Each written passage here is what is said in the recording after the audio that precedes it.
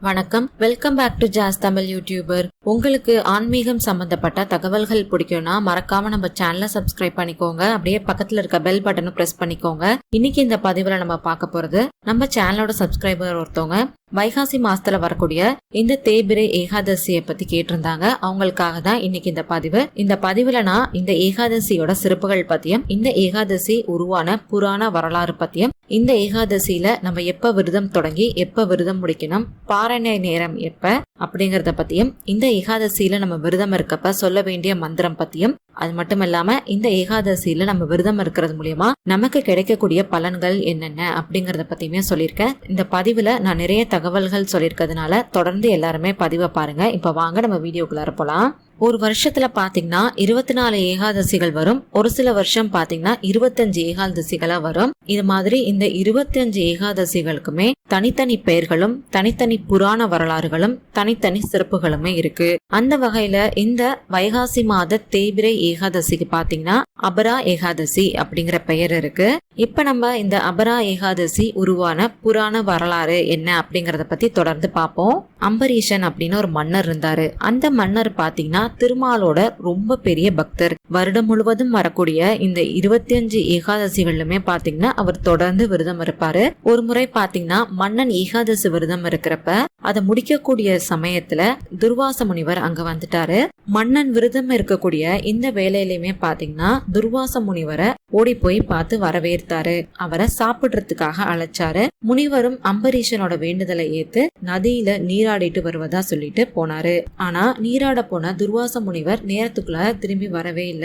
விரத காலம் முடிகிறதுக்குள்ளார மன்னன் விரதத்தை முடிச்சு உணவு எடுக்கணும், இல்லாட்டினா விரத பங்கம் ஏற்பட்டுரும். அம்பரீஷன் பாத்தீங்கன்னா பல வருடங்களா தொடர்ந்து இந்த ஏகாதசி விரதத்தை கடைபிடிச்சிட்டு வரதுனால நம்ம இந்த ஏகாதசி விரதத்தை நம்ம ஒழுங்கா முடிக்கல அப்படின்னா நமக்கு விரத பங்கம் ஏற்பட்டுருமோ அப்படின்னு அவங்களுக்கு தோணிடுச்சு. அதனால மன்னன் திருமால நினைச்சபடியே துளசி தீர்த்தத்தை அருந்தி அவங்களுடைய உபவாசத்தை முடிச்சுக்கிட்டாங்க. இத துர்வாச முனிவர் பாத்தீங்கன்னா அவரோட ஞான சக்தியால தெரிஞ்சுக்கிட்டாரு. ரொம்பவே கோபம் கொண்ட துர்வாச முனிவர் அவரோட தலைமுடியை எடுத்து அதை ஆயுதமாக்கி எரிஞ்சாரு. அது பூதமா மாறி மன்னனை துரத்த தொடங்கிருச்சு. மன்னன் பாத்தீங்கன்னா திருமாலோட பாதங்களை சரணடைஞ்சாரு. திருமால் தன்னோட பக்தனை காக்கணும் அப்படிங்கறதுக்காக சக்கராயுதத்தை ஏவினாரு. சக்கராயுதம் பாத்தீங்கன்னா துர்வாச முனிவர் ஏவின பூதத்தை அழிச்சிருச்சு, அவரையும் விரட்டுனுச்சு. வேற வழியே இல்லாம திருமால் கிட்டேயே சரணடைஞ்சாரு துர்வாச முனிவர். திருமால் என் பக்தனுக்கே நான் அடிமை, என் பக்தன் உன்னை மன்னிச்சா நானும் உன்னை மன்னிக்கிறேன் அப்படின்னு சொல்லி அனுப்பிட்டாரு. துர்வாச முனிவர் பாத்தீங்கன்னா அம்பரீஷன் கிட்ட போய் மன்னிப்பு கேட்டாரு. மன்னன் சக்கரத்தாழ்வார் கிட்ட வேண்டி அவரை காப்பாத்தினாரு. அன்றைய தினத்துல அம்பரீஷன் மேற்கொண்ட விரதம் தான் இந்த அபரா ஏகாதசி விரதம். துர்வாச முனிவரை அம்பரீஷன் காப்பாத்தினதுக்கு அப்புறம் அளவற்ற செல்வத்தையும் புகழையும் அம்பரீஷனுக்கு கொண்டு வந்து சேர்த்துச்சு. அன்னையிலேருந்து துர்வாச முனிவருமே பாத்தீங்கன்னா அபரா ஏகாதசி விரதத்தை மேற்கொண்டாரு. அது மட்டும் இல்லாம திருமாலுடைய பக்தனான அம்பரீஷனை தாக்குறதுக்காக ஒரு பூதத்தை ஏவி விட்டார் இல்லையா, அதனால அவர் செஞ்ச பாவங்கள் எல்லாமே இது மூலியமா நிவர்த்தியுமே ஆயிடுச்சு.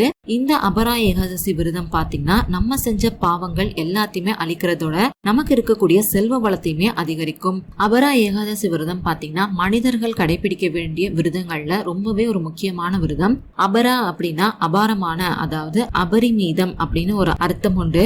யார் ஒருத்தவங்க அபரா ஏகாதசி விரதத்தை அனுஷ்டிக்கிறாங்களோ அவங்க செஞ்ச பாவங்கள் எல்லாமே நீங்கி அவங்களுக்கு பேரும் புகழும் அதிகரிக்கும் அப்படிங்கறது ஒரு ஐதீகமும் கூட. நீங்க இந்த அபரா ஏகாதசி விரதம் மேற்கொள்ளணும் அப்படின்னு நினைக்கிறீங்கன்னா நாளைய தினம் பாத்தீங்கன்னா நீங்க மத்தியானத்தோட உணவு எடுத்துக்கிறத நிப்பாட்டிக்கணும். நைட்டு பாலும் பழமும் மட்டும்தான் எடுத்துக்கணும். நைட் அதே மாதிரி நீங்க தூங்குறப்ப பெட்ல படுத்து தூங்க கூடாது, தரையில தான் படுத்து தூங்கணும். அடுத்த நாள் ஏகாதசி அன்னைக்கு காலையில எழுந்ததுக்கு அப்புறம் சுத்தபத்தமா குளிச்சு முடிச்சுட்டு உங்க வீட்டு பூஜை அறையில இருக்கக்கூடிய பெருமாளுடைய திருவுருவ படத்துக்கு வாசனை மிகுந்த மலர்களால அலங்காரம் செஞ்சுக்கோங்க. கண்டிப்பா துளசி வச்சு வழிபாடு செய்யணும். நீங்க துளசிய முத நாளே பறிச்சிடணும். ஏகாதசி விரதம் இருக்கிறப்ப கண்டிப்பா நம்ம துளசிய பறிக்கவே கூடாது. முத நாளே நீங்க துளசிய பறிச்சு வச்சுக்கோங்க. உங்களால என்ன நெய்வேத்தியம் வைக்க முடியுமோ அந்த நெய்வேத்தியத்தை செஞ்சு வச்சு பெருமாளை வழிபாடு செய்யலாம். உங்களால நெய்வேத்தியம் எதுவும் செய்ய முடியாது அப்படிங்கிற பட்சத்துல பால்ல வெல்லமும் ஏலக்காயும் கலந்து அதை நீங்க தாராளமா நெய்வேத்தியமா வைக்கலாம். நெய்வேத்தியத்தை வச்சுட்டு தீப தூப ஆராதனை எல்லாம் காட்டிட்டு உங்களுடைய விரதத்தை நீங்க தொடங்கிடலாம். காலையில இருந்து சாயங்காலம் வரைக்கும், அதாவது பாரணை நேரம் நேரம் வரைக்கும் நீங்க உணவு எதுவுமே எடுத்துக்காம தான் இந்த விரதத்தை கடைபிடிக்கணும்.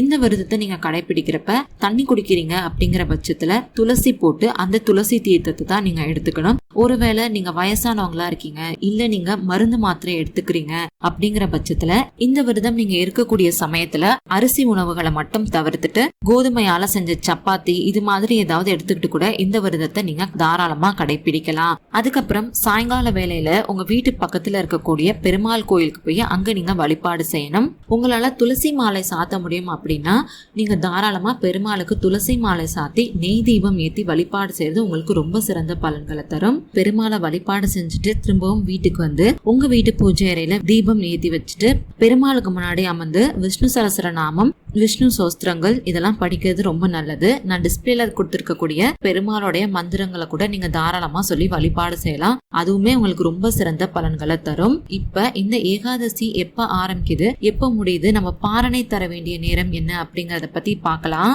இந்த ஏகாதசி திதி ஆரம்பிக்கக்கூடிய நேரம் அப்படின்னு பாத்தீங்கன்னா ஜூன் 2ஆம் தேதி காலையில 5:04 ஆரம்பிக்குது.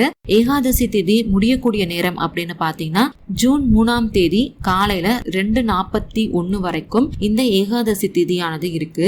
பாரணை தர வேண்டிய நேரம் எப்ப அப்படின்னு பாத்தீங்கன்னா ஜூன் 3ஆம் தேதி மதியம் 1:05 3:43 வரைக்கும் பாரணை தர வேண்டிய நேரமானது இருக்கு. பாரணை தர வேண்டிய நேரம் அப்படிங்கறது என்னன்னு பாத்தீங்கன்னா நம்ம விரதம் இருக்கோம் இல்லையா, பாரணை தர வேண்டிய நேரத்துல நம்ம திரும்பவும் குளிச்சு முடிச்சுட்டு நம்ம பூஜை அறையில தீபம் ஏத்தி வச்சுட்டு பெருமாளுக்கு படையெல்லாம் வச்சு படைச்சிட்டு அதுக்கப்புறம் நம்ம உணவு எடுத்துக்கிறது தான் நம்ம பாரணை அப்படின்னு சொல்லுவோம். அந்த நேரம் பாத்தீங்கன்னா ஜூன் 3ஆம் தேதி மதியம் 1:05 3:44 வரைக்கும் இருக்கு. இதோட உங்களுடைய விரதத்தை நீங்க முடிச்சுக்கலாம்.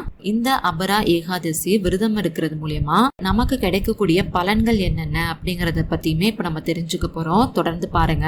விரதங்கள்ல பாத்தீங்கன்னா ரொம்ப சிறப்பு வாய்ந்த விரதமா இருக்கிறது இந்த ஏகாதசி விரதம் இல்லையா.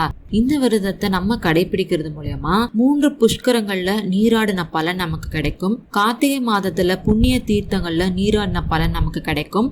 கங்கை நதி தீர்த்தத்துல பித்ருக்களுக்கு பிண்டதானம் செஞ்ச அதனால கிடைக்கக்கூடிய புண்ணியம் இதை நம்ம கடைபிடிக்கிறது மூலியமா நமக்கு கிடைக்கும் அப்படின்னு சொல்லப்பட்டிருக்கு. இந்த விரதம் இருக்கிறது மூலியமா விஷ்ணு பகவானுடைய அருள் நமக்கு கிடைக்கும் அப்படிங்கறதுனால நம்ம வீட்டுல லட்சுமி கடாட்சமானது அதிகரிக்கும் அப்படிங்கறது ஐதீகமும் கூட. இந்த அபரா ஏகாதசியில நம்ம விரதம் இருந்து பெருமாளை வழிபாடு செய்யறப்ப நம்ம செஞ்ச பாவங்கள் எல்லாமே நீங்கி புண்ணியங்களானது அதிகரிக்க ஆரம்பிக்கும். அது மட்டும் இல்லாம பிரம்மஹத்தி தோஷம், பொய் சாட்சி சொல்றது, சில பேர் அவங்களுடைய குருவை திட்டுவாங்க, அவமதிப்பாங்க, அதனால அவங்களுக்கு கொடிய பாவங்கள் எல்லாமே ஏற்படும். அதெல்லாம் நிவர்த்தி ஆகணும் அப்படின்னா இந்த ஏகாதசி விரதத்தை கடைபிடிக்கிறது மூலமா அது எல்லாமே நிவர்த்தி ஆகும். இன்னைக்கு இந்த பதிவுல நம்ம அபரா ஏகாதசினா என்ன, இந்த அபரா ஏகாதசி உருவான புராண வரலாறு பத்தியும், இந்த அபரா ஏகாதசி விரதம் இருக்கிறது மூலமா நமக்கு கிடைக்கக்கூடிய பலன்கள் பத்தியும், இந்த ஏகாதசி எப்ப ஆரம்பிச்சு எப்ப முடியுது அப்படிங்கறத பத்தியும், பாரணை தர வேண்டிய நேரம் என்ன மந்திரம் சொல்லி வழிபாடு செய்யணும் அப்படிங்கறத பத்தியும் தெரிஞ்சுக்கிட்டோம். இந்த பதிவு உங்களுக்கு பயனுள்ளதா இருந்துச்சு அப்படின்னு நினைச்சீங்கன்னா மறக்காம லைக் பண்ணி, ஷேர் பண்ணி, கமெண்ட் பண்ணுங்க. அது மட்டும் இல்லாம உங்களுக்கு ஆன்மீகம் சம்பந்தப்பட்ட தகவல்கள் பிடிக்கும்னா நம்ம சேனலை மறக்காம சப்ஸ்கிரைப் பண்ணி வச்சுக்கோங்க. அப்படியே பக்கத்துல இருக்க பெல் பட்டனும் பிரஸ் பண்ணிக்கோங்க. அப்பதான் நான் போடக்கூடிய வீடியோஸ் எல்லாமே உங்களுக்கு உடனே நோட்டிபிகேஷனா வரும். நன்றி, வணக்கம்.